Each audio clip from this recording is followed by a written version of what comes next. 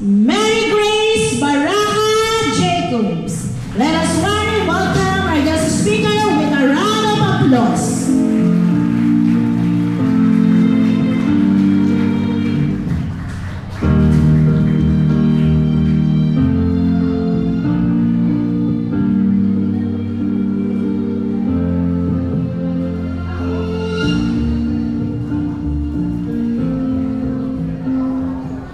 Magandang araw po sa inyong lahat. Isang mainit na pagbati kay Principal 3, Dr. Cecilia Tapalya, kay Head Teacher 4, Sir Christian Tenorio, kay Head Teacher 3, Sir Dennis Sotomayor, kay Barangay Captain Rodrigo Fabregas Jr., kay PTA President Sir Bobby Orongan, sa ating mga bisita, mga guro at mga magulang. First and foremost, I would like to greet a congratulations to our dear graduates. Bigyan naman po natin sila ng masigabong palakpakan. Lumingon po tayo sa likod. Bigyan din po natin ng masigabong palakpakan ang ating mga proud parents.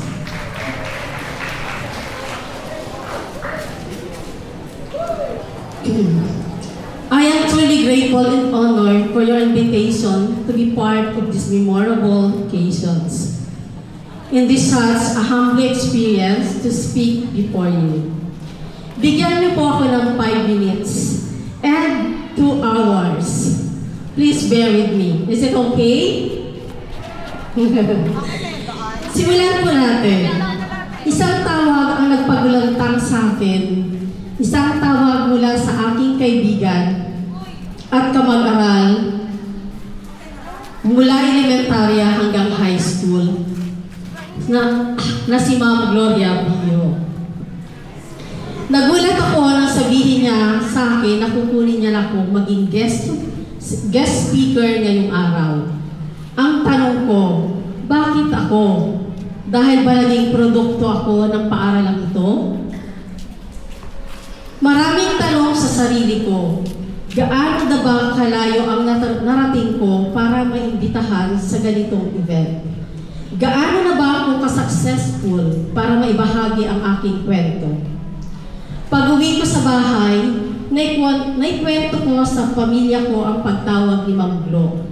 Ang sabi nila sa akin, ang pagiging matagumpay ay hindi nasusukat sa kayamanan at pagiging tanyag. Bagkus, ang tunay na tagumpay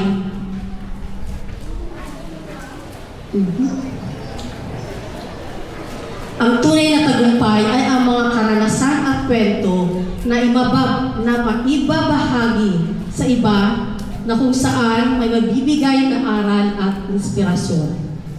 At yon ang ibabahagi ko sa inyo ngayong araw. Ang Daihada National High School ang isa sa humubog sa akin. Kung ano ako ngayon, may masaya, may malungkot na karanasan. Dito sa paaralang ito, nasubok ang kakayahan ko. Dito ako natutong mangarap para sa pamilya ko. Pangarap na imposible, pero naging posible. Alam niyo po, habang tinitingnan ko kayong lahat, nakikita ko ang sarili ko noon.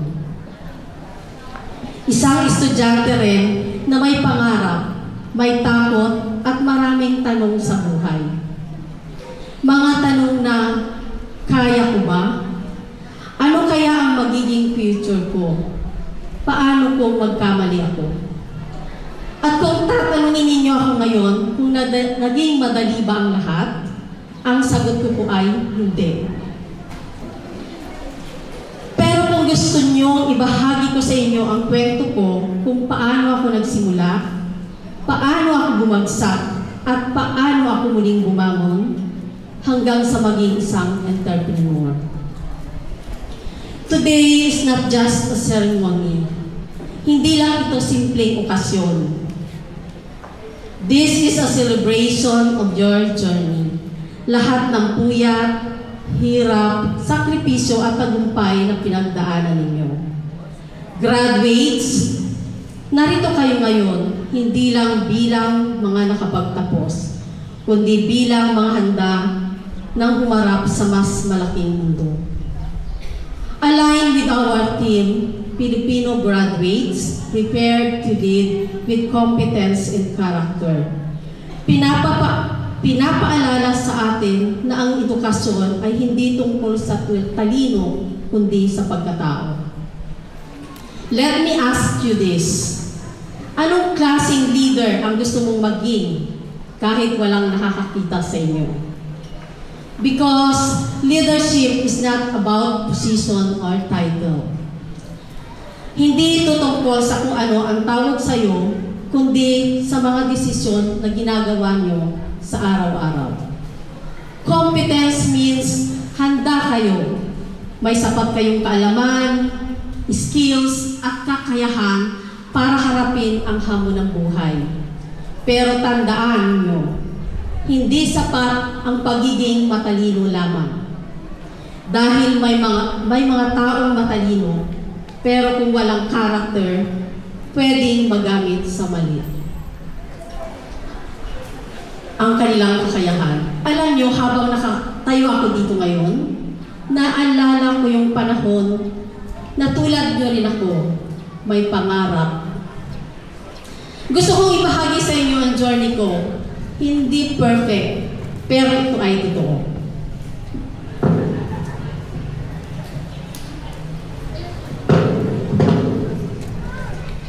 Hindi na ako magsisimula nung elementary and high school. Magka-fast forward ako.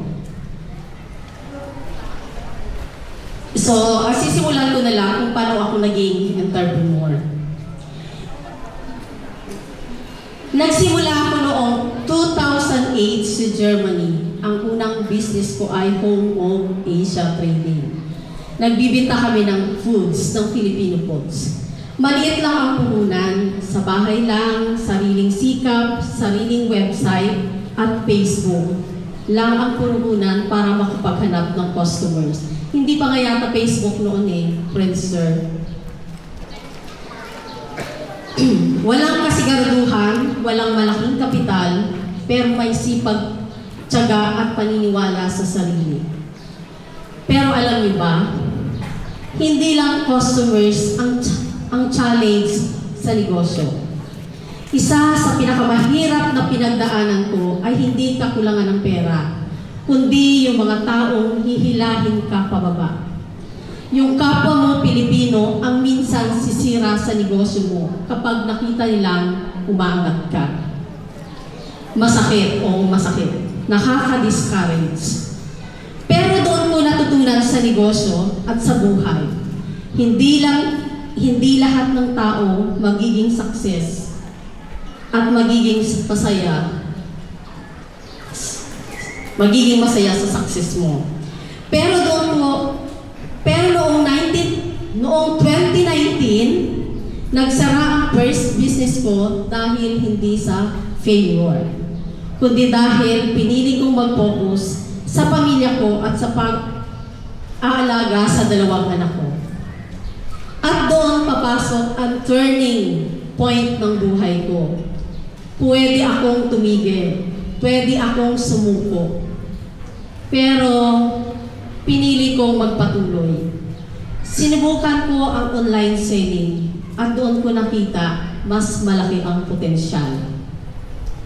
Mas flexible. Nasa bahay ka lang, kasama mo ang pamilya mo, pero kumikita ka. Doon, sa pagkakataong yon, doon ako bumangon ulit. Mas naging matatag, mas naging matapang.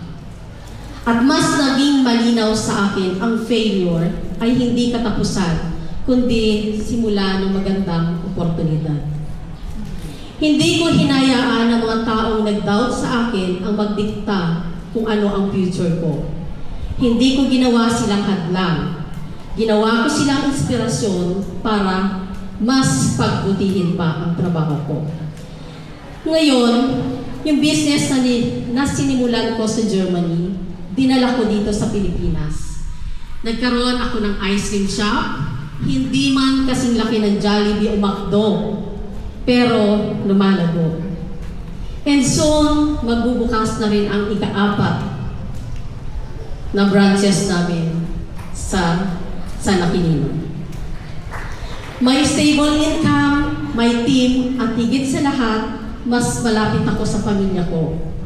Nakakasama ko ang nanay ko na hindi ko nakasama ng ilang dekada. Oo, may struggles pa rin. Lalo na sa setup namin mag-asawa na pabalik-balik sa Germany every 6 months. Hindi madali, pero kinakaya dahil may purpose. At sa inyong mga graduates, ito ang gusto kong iwan sa inyo. Ang kahirapan ay hindi hadlang sa pag-unlad. Kung may pangarap ka, kaya mong abutin yan. Pero bago ang lahat, magdasal kayo, ask guidance from God. Hindi lang yung gusto nyo ang masusunod, kundi kung ano ang will niya para sa inyo.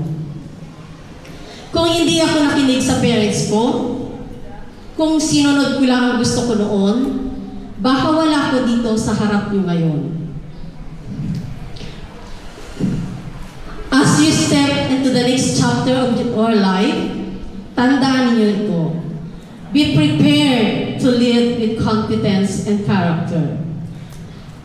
Because success is not just about how high you go. It's about who you become while getting there. Hindi kailangan maging perfect para magsimula.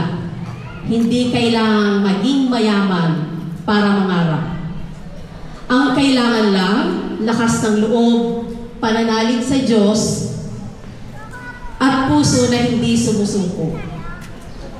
Graduates, today is just the beginning. Go out there, dream big, work hard, and stay humble.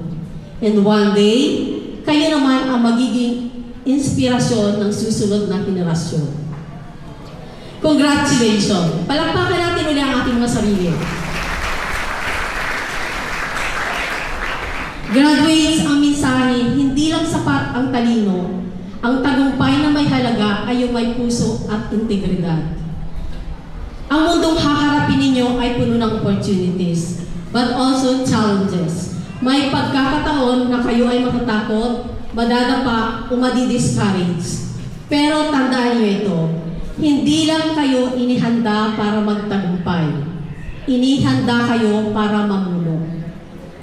Lead with integrity. Lead with humility. Lead with purpose. Also remember this, your journey is your own. Don't compare your progress to others. Some will move faster, some slower. But your story will unfold in its own perfect time. Stay focused on your goals and trust your process. Sa ating mga magulang, maraming salamat po sa inyong pagmamahal at sakripisyo. Ang tagumpay na ito ay tagumpay din ninyo. Palakpakan po natin ang ating mga magulang. Sa ating mga guro, maraming salamat sa paghubog. Hindi lang ng isip, kundi ng puso at values ng ating mga estudyante. Hindi matatawaran ang inyong ambag. Sa paglabas ninyo sa paaralang ito, dalhin ninyo hindi lang ang inyong diploma, kundi ang values na inyong natutunan. Gamitin ninyo ang iyong kaalaman para makatulong sa iba. Gamitin ninyo ang inyong boses para mag-inspire. At gamitin ninyo ang inyong buhay para gumawa ng kabutihan. Darating ang araw na babalikan ninyo ang moment na ito. Hindi lang bilang araw ng inyong pagtatapos, kundi bilang araw kung kailan pinili ninyo kung anong klaseng tao ang gusto nyong maging. So, go forward with confidence. Mangarap ng malaki, magtrabaho ng mabuti, at manatiling mapagkumbaba.